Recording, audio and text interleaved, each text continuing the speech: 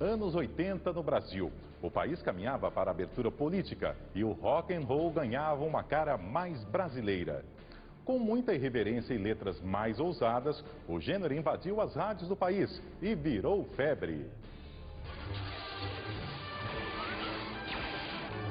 Anos 80. Nas telonas dos cinemas acontecia uma guerra nas estrelas. Enquanto Marty McFly tentava um caminho de volta para o futuro, Indiana Jones, menos tecnológico, corria atrás de antiguidades e, sem saber o que acontecia por aqui, um simpático ET se perdia no planeta Terra. Nas ruas, jovens, artistas e políticos pediam pelas diretas já. Enquanto Michael Jackson assustava o mercado fonográfico com o álbum Thriller, os brasileiros sentiam os efeitos da inflação alta e do plano cruzado.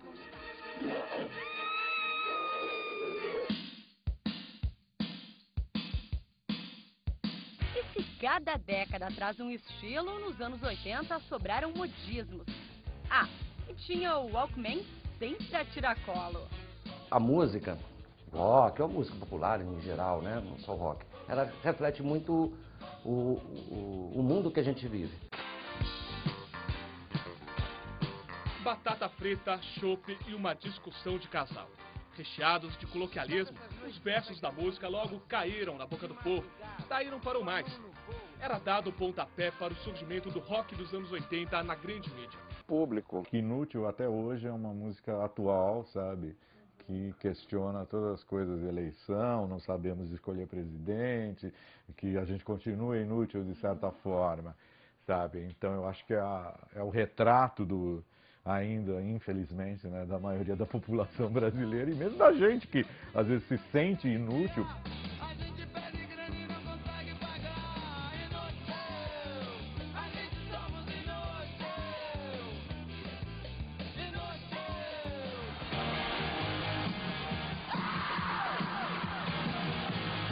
No cenário internacional, bandas como The Clash, The Cure e Ramones figuravam como as preferidas do público no Brasil. Ficou por conta dos paulistanos do IRA traduzir essa tendência musical por aqui. Nós entramos para participar do primeiro festival punk da PUC de São Paulo. Na verdade foi uma montão de 3 bandas, né, uma coisa pra lá de alternativa. A gente já queria fazer alguma coisa com algumas composições e as coisas que fossem de covers eram de artistas que não eram ainda famosos popularmente, como Clash. Difícil emplacar discos de sucesso, imagine encontrar um lugar para tocar. Foi aí que surgiu em 1982 o Circo Voador aqui no Rio de Janeiro, que virou berço do rock brasileiro. Primeiro foi construído em frente à Praia do Arpoador, mas depois a lona foi despejada para o bairro da Lapa, onde está até hoje. E nós fazíamos aqui o caldeirão que virava o som de cada um, do senso comum e do gosto comum, não de parâmetro de FM. Por isso que você vai ver na década de 80, uma das características legais é que na década de 80 as bandas todas são muito diferentes. Com influências do punk, da cena pop, uma pitada de reggae e da onda new wave, as bandas de rock dos anos 80 vinham de Porto Alegre, Brasília, São Paulo, Rio de Janeiro e até mesmo da Bahia. Os gurus da cena musical no país e o rock and roll à brasileira.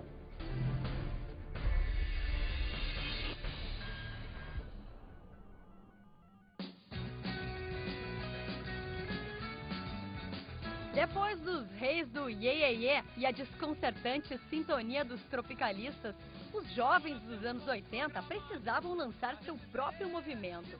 A nova geração Coca-Cola buscava uma identidade. Por a gente ter tido muitos anos de repressão militar, né, da ditadura, na verdade a gente tinha um grupo de artistas muito mais velhos do que o público.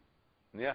Não tinha havido uma renovação. Eu me lembro que a gente tinha essa coisa, a gente às vezes ouvia as músicas de MPB, nós tínhamos, sabe, 19, 20 anos, a gente não se identificava tanto com algumas coisas que eram cantadas. Eu quero ter a sensação das cordilheiras. Isso era uma coisa que a gente falava entre as bandas, assim, pô, a sensação das cordilheiras.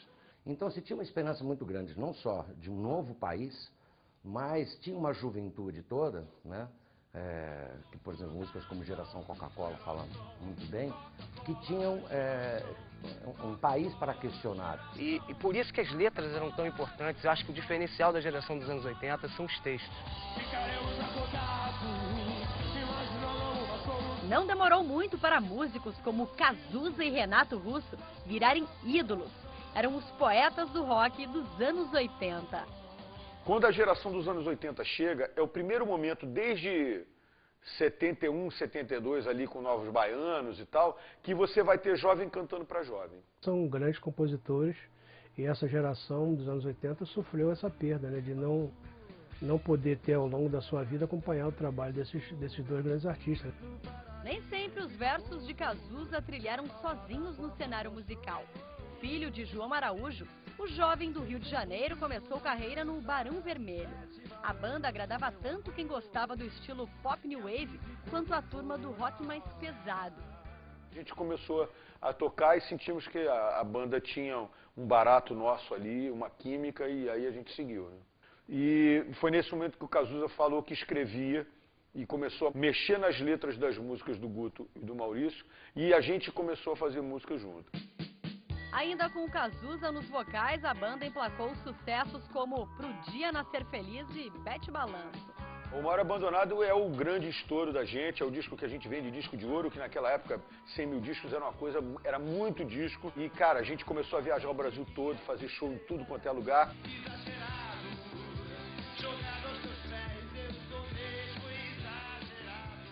As pessoas não acreditavam que o Barão continuaria sem o Cazuza, mas a gente acreditava nisso e a gente correu atrás e lutou muito para que isso acontecesse.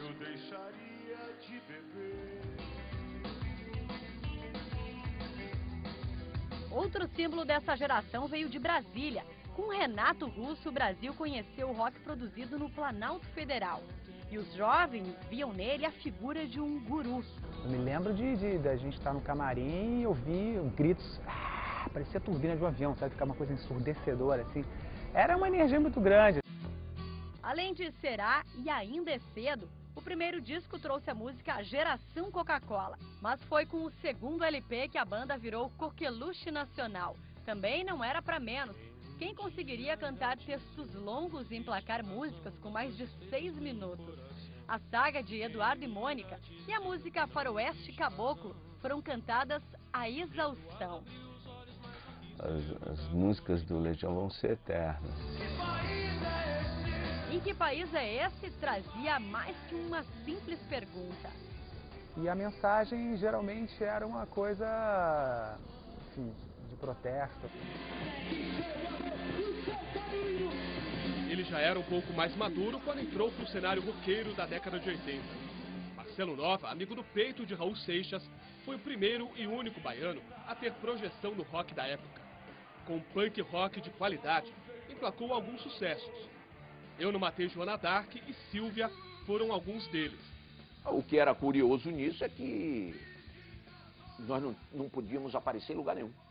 Era uma expressão pré-AIDS, né? Então era uma expressão que era considerada ofensiva, né? Pornográfica. Então, os jornais, quando publicavam o nome da banda, era Camisa de Reticência. Uma fraternidade de músicos que vinham de diversas partes do país.